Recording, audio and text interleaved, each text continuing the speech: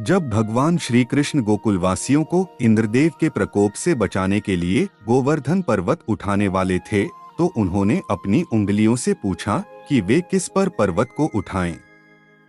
सबसे पहले अंगूठा बोला, मैं नर हूँ, बाकी उंगलियां तो स्त्रियां हैं, अतः आप पर्वत मुझ पर ही उठाएं। फिर तर्जनी बोली, किसी को यदि चुप कराना हो या कोई संकेत करना होता है तो मैं ही काम आती हूँ, इसलिए आप केवल मुझ पर ही पर्वत उठाएं।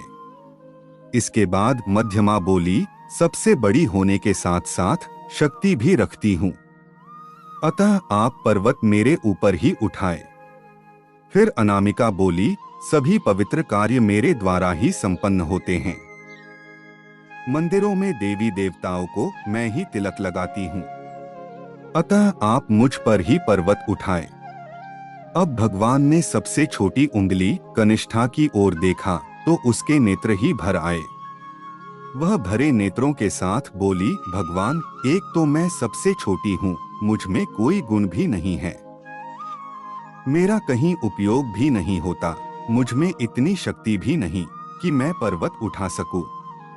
मुझे केवल इतना पता है कि मैं आपकी हूँ।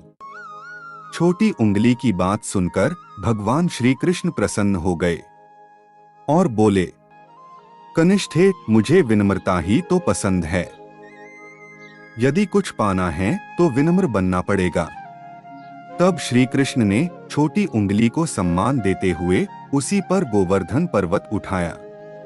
इस कहानी से यह शिक्षा मिलती है कि कभी भी अहंकार नहीं करना चाहिए, विनम्र और सरल बने, तभी प्रभु आपके हो सकते हैं।